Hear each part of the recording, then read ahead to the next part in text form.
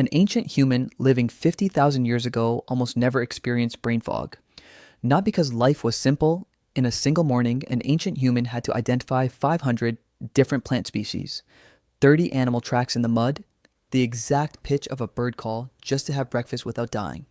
Their brain was running at full capacity. Constantly, yours is the same brain, the same hardware. So what changed? Most people assumed the ancient mind was less burdened than ours, that we are somehow the first generation to experience real cognitive overload, that the modern world is uniquely complex. That's not quite right. The ancient brain wasn't less busy. In some ways, it was running harder. In 1990, a researcher named Louis Liebenberg spent years living alongside San Bushman trackers in the Kalahari Desert. He wasn't there to study survival techniques. He was studying cognition. What he found changed how he understood the origin of the human mind entirely. Expert trackers don't just read footprints. They build real-time predictive models of an animal's behavior from information most of us can't even perceive. The depth of a depression in dry sand. The angle a blade of grass bends after something passes through it. The distance between stride marks. Scent displacement. A single set of tracks holds roughly 40 distinct data points. A skilled tracker processes all of them at once, cross-referencing against memory, weather, time of day, the animal's probable state of mind. Liebenberg concluded that this process is cognitively equivalent to what a chess grandmaster does during a match. Hypothesis formation, constant revision, real-time updating, not similar, equivalent, before noon, before eating, every single morning. And this wasn't a specialist skill reserved for the best hunters. This was baseline competency for survival. Everyone in that band could do this. The ones who couldn't were already dead. So if the ancient brain was running this hard, relentlessly, on genuinely high-stakes problems, why weren't our ancestors collapsing from exhaustion? How did we have the cognitive reserves to also build language, art, trade, social hierarchies? Where was the energy coming from? Here's where it gets strange. In 1989, two psychologists at the University of Michigan named Raichle and Stephen Kaplan published a theory that most people have never heard of, even though it explains something almost everyone experiences every single day. They called it attention restoration theory. The Kaplans had noticed something nobody had formally described before. The brain doesn't have one attention system. It has two, and the relationship between them determines whether your mind feels sharp or empty. The first system is directed attention. This is the one you are using right now. Voluntary, effortful. It handles everything that requires deliberate concentration. Writing, deciding, filtering, planning. It is also finite. Run it long enough without a break and it degrades, not slowly, measurably. The second system is involuntary attention. This one is automatic. It fires without any effort from you when something moves in your peripheral vision, when a sound shifts pitch unexpectedly, when you catch a smell that doesn't belong. You don't choose to notice, your brain just does. Here's what the Kaplans found. Involuntary attention doesn't just run alongside directed attention, it restores it. When involuntary attention is engaged, the directed attention system gets a window to recover. The Kaplans called the stimuli that trigger this soft fascination. Things that pull the eye without demanding analysis. Moving water, wind through grass, the unpredictable arc of a bird's flight, a fire. Ancient environments were saturated with soft fascination. Everywhere, all the time. The directed system could sprint, read the tracks, build the model, make the decision, and then, in the space between, involuntary attention would take over. The rustle at the edge of the clearing, the hawk turning, the cloud crossing the sun. The restoration loop fired between every burst of hard thinking, like a muscle that contracts and releases in the same session, getting stronger because it was allowed to do both. The brain fog you feel isn't directed attention working too hard. It's directed attention running without ever being allowed to stop.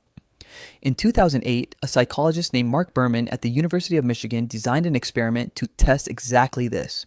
He took 38 participants, gave them a demanding attention and memory task, split them into two groups. One group spent an hour walking through the university's arboretum, trees, a winding path, open sky. The other group walked through downtown Ann Arbor for the same hour. Traffic, storefronts, pedestrian signals, crowds pressing through intersections. Then both groups came back and took the test again. The nature group improved their performance by 20%. The urban group showed no measurable improvement at all. Not because the park was calming, not because trees have some vague restorative power, because the arboretum was full of things that engaged involuntary attention without placing any demands on directed attention. For 1 hour, the directed system simply rested, and when it came back genuinely recovered. The city did the opposite. Every crosswalk signal required a decision. Every gap in the crowd required navigation. Every storefront competed for attention.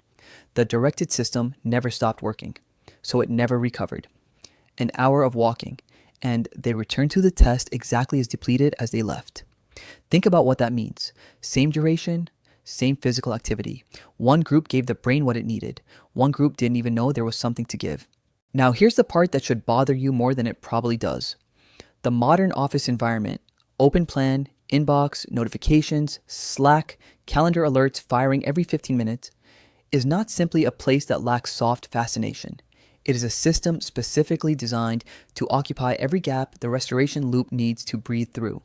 The moment your attention might drift toward a window, a notification arrives. The brief pause between finishing one task and starting the next, the precise window the restoration system needs to open, gets filled with another email, another message, another small decision.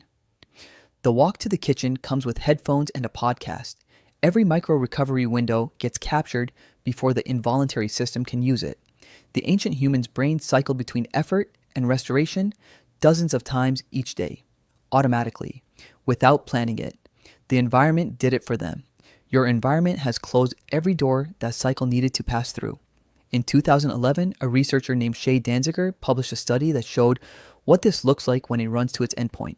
He analyzed 1,112 parole hearings conducted by 8 Israeli judges over 10 months.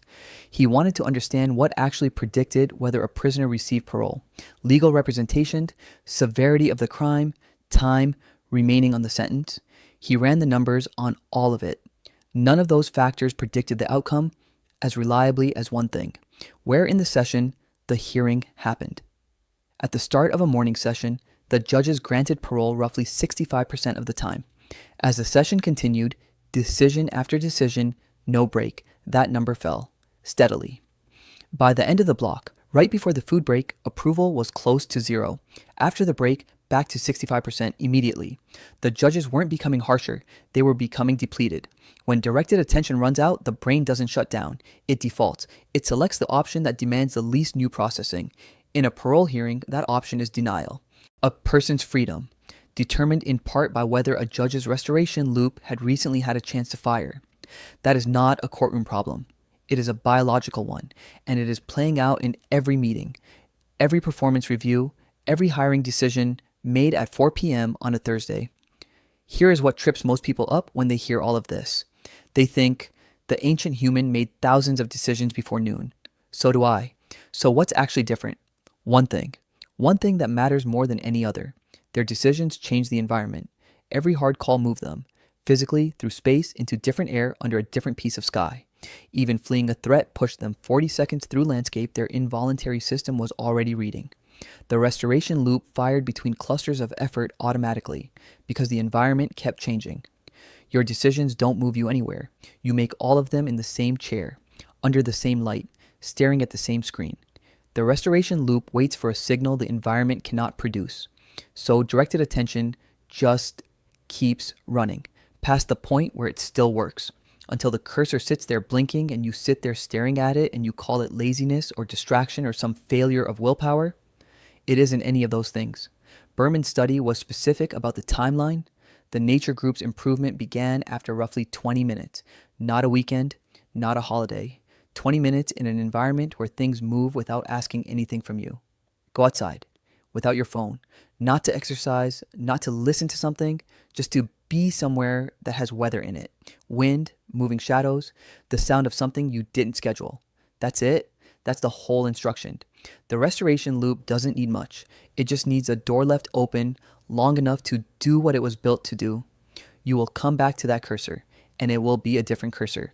Now that you understand why the most useful thing you can do today might be to sit outside and stare at moving leaves for 20 minutes, you might also want to watch this next video on why you feel tired, even when you're resting.